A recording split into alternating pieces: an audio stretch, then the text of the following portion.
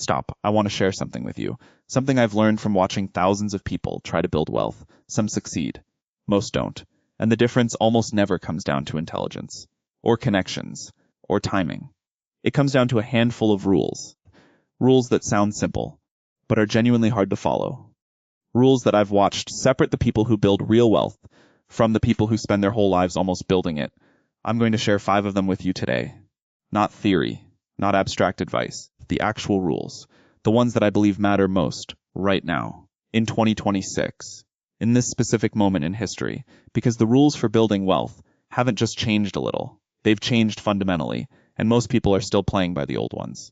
Stay with me, because rule 1 is going to challenge something you've believed your entire life. Rule number 1.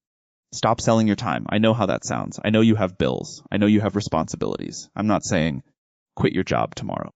I'm saying understand something fundamental about how wealth actually works. Time is the only resource that is perfectly equal. Every person alive gets 24 hours a day. The billionaire, the broke person, the genius, the average person, 24 hours. Exactly the same. And yet some people build enormous wealth with those 24 hours, while others barely survive. The difference is not how many hours they sell, it's what they build with those hours. Here's the trap that keeps most people poor. Not poor in the dramatic sense. Poor in the quietly stuck sense. They trade time for money, directly. 1 hour equals X dollars. And that equation, no matter how good the dollar amount gets, has a ceiling, because you only have so many hours, and you can only sell them once. The people who build real wealth build things that make money while they sleep. Not because they're lazy. Because they understood early that the goal isn't to sell more hours. The goal is to build something that generates value beyond the hours you put in. A product, a system, a company, a piece of software. Something that exists and creates value, independent of whether you're actively working on it at that exact moment. In 2026, this has never been more accessible. One person with the right tools can build something that reaches millions of people, can create value at a scale that would have required hundreds of employees just 5 years ago. The barrier to building, instead of just selling your time, has never been lower. The question is whether you're going to keep trading hours or start building something. Rule number 2. Develop a skill so specific that the market has no choice but to pay you well for it. Most people think about skills wrong. They try to be good at general things, good at communication, good at management, good at marketing, and those things have value. But general skills create general demand, which creates general pay, which is fine. But fine isn't wealthy. The people who command serious money are the people who can do one very specific thing better than almost anyone else on earth. And here's what's changed in 2026. The specific skills that matter have shifted dramatically. The skills that are commanding serious money right now are not the same skills that commanded serious money 5 years ago. The person who can take AI tools and apply them to solve a very specific problem in a very specific industry is worth an enormous amount of money right now. Not because AI is magic, but because most people in that industry don't understand the tools. And you do. That gap between what most people in an industry can do and what you can do is where the money lives.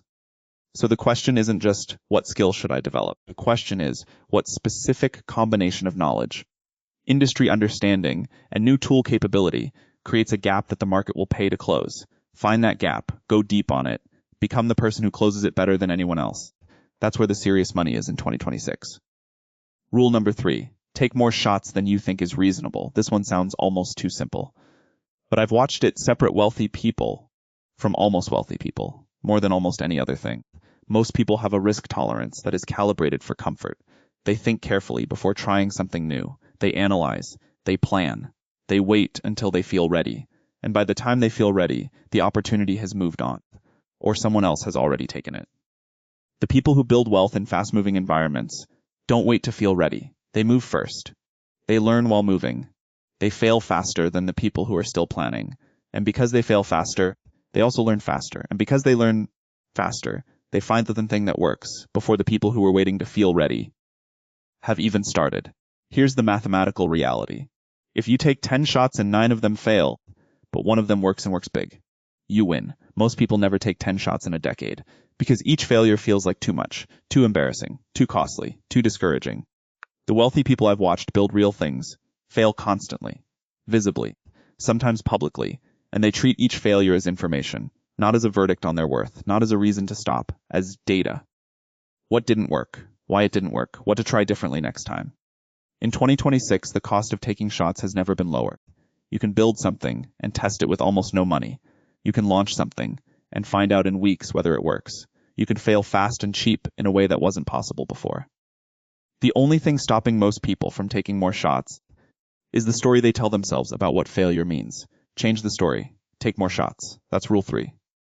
Rule number 4. Build equity in something, not just income. Income is what you earn. Equity is what you own.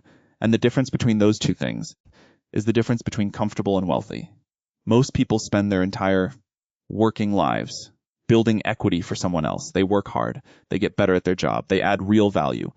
And at the end of every year, the company they work for is worth more because of their work. And they got a salary. Maybe a bonus, but no piece of the thing they helped build. And over a career, that gap between the value created and the value captured is enormous. I'm not saying don't work for companies. I'm saying be intentional about where your equity is building. Because at some point, either because you choose to stop working or because the choice is made for you, and when the income stops, what you own is all that's left. In 2026, there are more ways to build equity than ever before. You can own a piece of a company. You can build your own thing. You can create assets that appreciate. You can develop a personal brand that has real market value. You can build an audience that becomes an asset. The form equity takes has expanded enormously, but the principle is the same as it has always been. At some point, you need to own something, not just earn something. Start thinking about that now, not later, not when you have more money. Now, because equity takes time to compound, and time is the one thing you can't get back. Rule number 5. This is the one most people skip, and it's the one that matters most. Invest in your thinking before you invest your money. I have watched smart people make terrible financial decisions. Not because they were dumb, because they didn't understand the game they were playing. They understood their industry, they understood their skill, but they didn't understand how money actually works, how wealth actually compounds, how risk actually operates, how the decisions you make with your first money determine almost everything about where you end up. And most people learn this the hard way, by making expensive mistakes that teach them lessons they could have learned much more cheaply by just studying first. Here's what I've noticed about the people who build real wealth. They are obsessively curious about how money works. Not in a greedy way, in an intellectual way. They want to understand the rules of the game, the actual rules. Not the simplified version. Not the version that sounds good in a motivational quote. The real mechanics. How does equity actually compound? What does risk actually look like in practice? How do the most successful investors actually think about decisions? What are the actual patterns in how wealth is built and lost? They study this the way a serious athlete studies their sport. With discipline, with humility, with the recognition that the more they understand, the better their decisions get. And better decisions, compounded over time, is the actual formula for wealth, not luck, not a single big bet, not finding the right opportunity at the right moment. Better decisions, made consistently, over a long period of time. That's it. That's the whole game. And the only way to make better decisions is to have better thinking. And the only way to have better thinking is to invest in it. Before you need it, not after you've made the expensive mistake. Before. Let me bring this together. 5 rules. Stop selling your time and start building things. Develop a skill so specific the market has to pay you well for it. Take more shots than feels comfortable. Build equity in something you own. Invest in your thinking before you invest your money. None of these are complicated. All of them are hard. Hard in the specific way that anything worth doing is hard. Not impossible. Just requiring more consistency, more patience, more willingness to be uncomfortable than most people sustain. And that's exactly as they work. Because most people don't sustain them. They start, they get uncomfortable. They find reasons why their situation is different. Why these rules apply to other people but not to them. And they go back to what's familiar. And familiar in a world changing as fast as this one is the most expensive place you can live. 2026 is not the same game as 2016 or even 2020. The tools are different. The opportunities are different. The skills that matter are different. The speed at which things move is different. And the people who understand that, who adapt their approach to the actual game being played right now, are the ones who will look back at this period and say, this was when everything changed for me. The window is open. The rules are clear. The only question is whether you're going to play by them or keep playing by the rules of a game that no longer exists.